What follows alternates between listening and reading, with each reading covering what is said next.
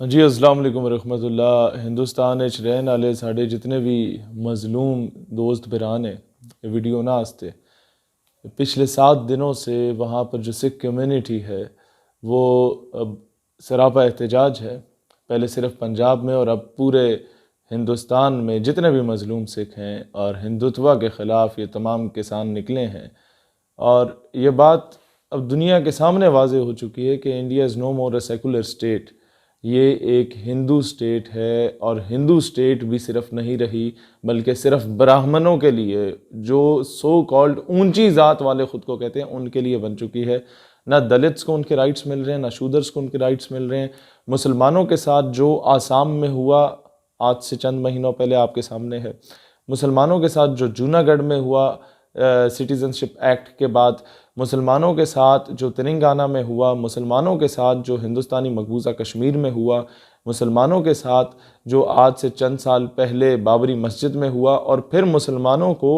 اذیت دینے کے لیے سپریم کورٹ کا جو آرڈر آنا تھا کہ بابری مسجد کی جگہ جو شہید کی گئی بابری مسجد کو، اس کی جگہ پہ رام مندر بنایا جائے گا یا بابری مسجد ہی ہوگی،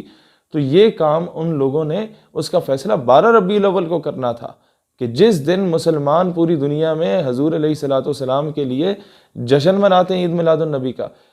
اس دن مسلمانوں کو اتنی بڑی اذیت اور دکھ دینا کہ جہاں پر مسلمان اللہ کے آگے سجدہ ریز ہوتے تھے وہاں پر انہوں نے رام مندر بنانے کا اعلان کیا، اور جو مسلمان سڑک پہ نکلتا تھا پیسفل پروٹیسٹ کے لیے، پرامن احتجاج کے لیے، اس کو موب لنچنگ کی جاتی تھی، اس کو اس کی ماں بہن بیٹیوں کے ساتھ زیادتی کی جاتی تھی، مسلمان عورتوں کو ننگا کر کے بازاروں میں گھمایا جاتا تھا، اور مسلمان معصوم بچوں کے ساتھ جو زیادتی کی جاتی تھی اور کی جا رہی ہے، اس پر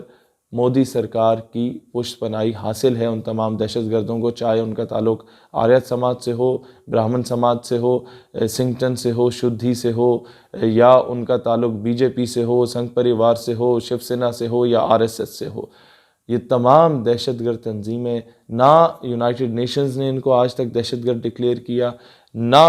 ان تنظیموں کے خلاف یہ so called human rights N G Os نکلی ہیں، کیونکہ ان کو دہشت گرد صرف مسلمان نظر آتا ہے جو ہمیشہ سے امن کا درس دیتا ہے۔ اب آتے ہیں ہمارے جتنے بھی سکھ دوست وہاں پر احتجاج کر رہے ہیں، میں آپ سے ایک بات کہنا چاہوں گا۔ قائد اعظم محمد علی جناح رحمۃ اللہ علیہ نے، جناح صاحب نے، جو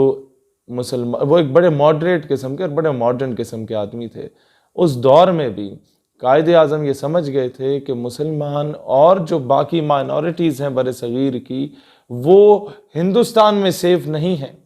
لہٰذا مسلمانوں کے لیے ایک علیحدہ ریاست پاکستان بننا چاہیے، اور جو کچھ بیچارے دلت اور شودر جن کے ساتھ زیادتیاں ہو رہی ہیں ہم ان کا پورا خیال رکھیں گے، اور واقعی خیال رکھا گیا، یہاں تک کہ ہمارے جو ہے chairman national assembly, chairman senate کے لیے اعزازی سیٹ بھی ایک دن کے لیے دی گئی، جو دلت اور شودر سے تعلق رکھنے والے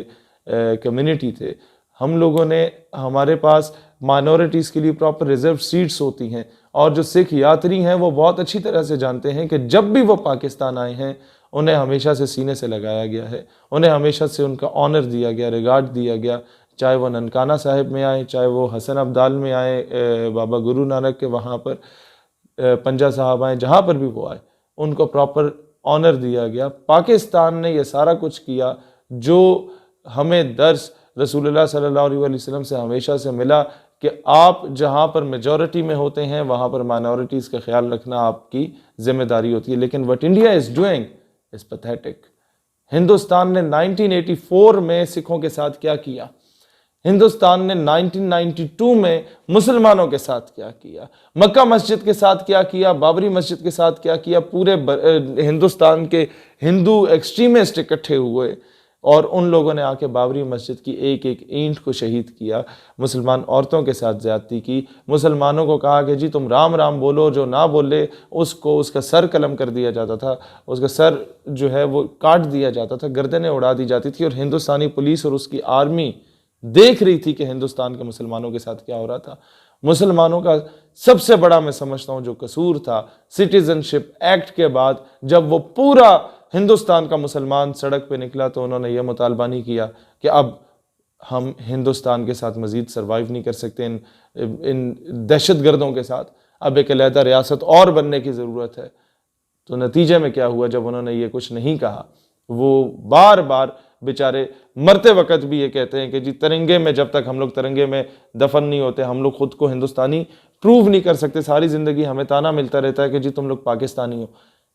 وہ جب یہ نہیں ہوا، وہ کیمپین اس نہج پہ نہیں پہنچی، تو ہندوؤں نے اس کیمپین کے ختم ہوتے ہی مسلمانوں کے ساتھ جو کرنا شروع کیا، یہ پوری دنیا اس سے واقف ہے۔ تو سکھو، میں تم لوگوں سے بھی کہتا ہوں کہ اب جو تمہارے ساتھ ہوگا یہ تم لوگ دیکھو گے اور دنیا دیکھے گی۔ جو ظلم یہ ہندو لابی، مودی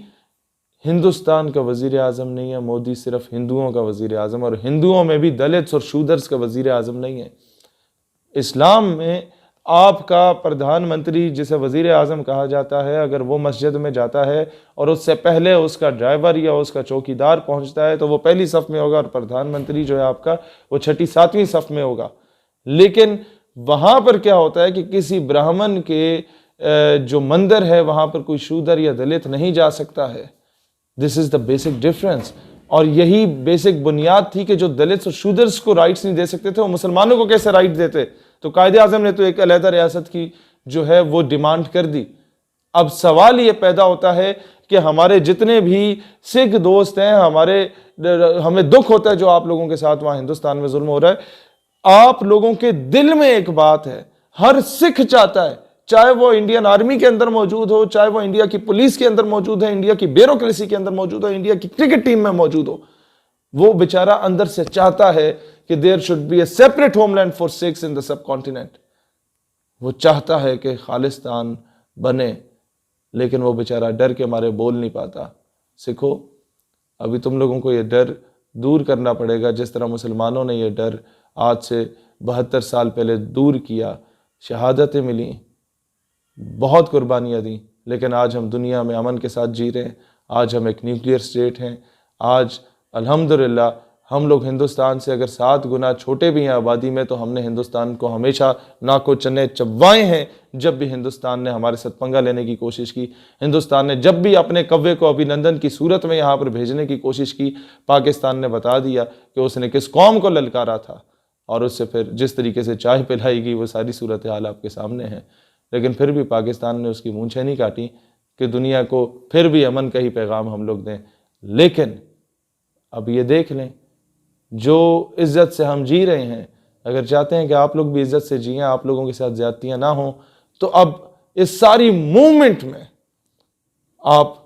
کے پاس بہترین موقع ہے کہ ہندوستان سے علیحدگی کی بات کریں۔ جہاں جہاں ممکن ہوا، انشاءاللہ جو دنیا میں امن پسند لوگ ہیں وہ آپ کی اس تحریک کا ساتھ دیں گے انشاءاللہ تعالی۔ خالصہ خالستان کا، کشمیر پاکستان کا، پاکستان ہمیشہ زندہ باد۔